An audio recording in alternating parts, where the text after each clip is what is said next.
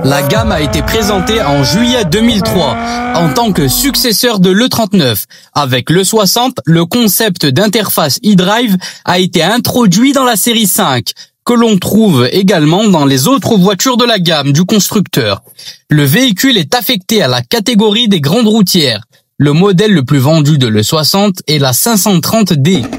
L'E60 était produite dans l'usine BMW de Dingolfing, dans l'usine égyptienne de Bavarian Auto Group, située dans la ville du 6 octobre, et en République populaire de Chine par BMW Brillance Automotive dans la ville de Shenyang. Au printemps 2010, l'E60 berline a été remplacé par la successeur F10, tandis que l'E61 Touring a été remplacé par la F11 à l'automne 2010, après 277 588 unités. Le véhicule, dessiné par David Arcangeli sous la houlette de Chris Bangle, disposait d'un train arrière avec un coffre clairement attaché, semblable à celui de la série 7 E65.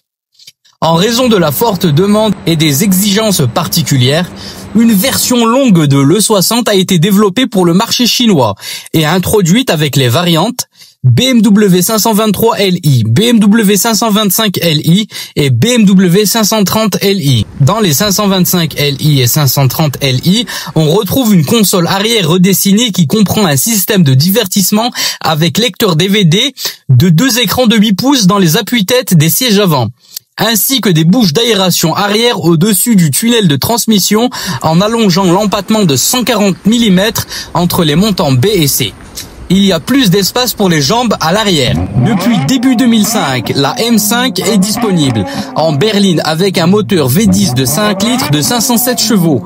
La version break de la M5 introduite avec la révision de printemps 2007. La transmission intégrale X-Drive disponible depuis septembre 2008. Disponible pour les deux versions de carrosserie. Une particularité de la E60 est la partie avant en aluminium allégé, comme c'était le cas avec la Porsche 928. La partie avant était en aluminium, tandis que l'habitacle et la partie arrière étaient en acier. Grâce aux économies de poids dans la partie avant du véhicule, une répartition de la charge de 50-50 par essieu est obtenue. Les deux essieux sont en aluminium. Le 60 a une suspension à jambes de force à double articulation à l'avant et une suspension multibras à l'arrière. Le véhicule a une direction à crémaillère et pignon. Point de vue sécurité. Toutes les BMW E60 ont aussi un système anti-blocage des roues, avec une assistance au freinage d'urgence dans les virages, un prétentionneur de ceinture, un correcteur électronique de trajectoire avec le contrôle de stabilité automatique, le fameux Dynamic Traction Control. Le 60 dispose également d'un total de 6 airbags, ainsi que d'appuis-tête actifs en cas de collision. Une toute nouvelle technologie d'éclairage. La BMW E60 dispose en option de feu stop adaptatif et de phare adaptatif. À partir du printemps 2007, il y avait des feux de jour supplémentaires via des anneaux autour des projecteurs, les fameux Angel Eyes. À partir de l'automne 2007, il y avait des feux clignotants et des feux arrière à technologie LED.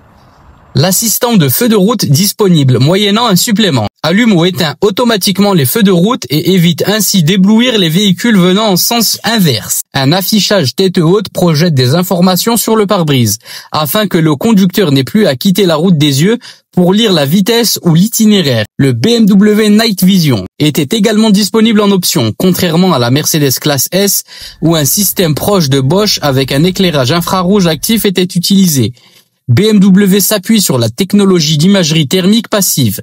Le rayonnement thermique des objets et des personnes est enregistré par une caméra dans le tablier avant et affiché sur l'écran eDrive, au-dessus de 70 km/h. Ce système prévient d'une sortie de voie imminente en faisant vibrer le volant. Une caméra dans le rétroviseur intérieur. Il existe diverses options de divertissement pour le 60. Par exemple, le système de navigation professionnelle avec un écran de 8,8 pouces et un lecteur DVD, un tuner DAB pour une réception radio numérique et un tuner DVB-T pour une réception télévision sont également disponibles. Le signal audio peut être restitué via le système audio Logic 7 de Harman Kardon avec 13 haut-parleurs en option. Tous les moteurs essence, à l'exception de la version V8, ont été convertis à l'injection directe. De plus, le modèle disposait d'un contrôle de charge de batterie moderne, avec lequel la batterie est chargée pendant les phases de dépassement et de freinage. Des versions Alpina ont été produites.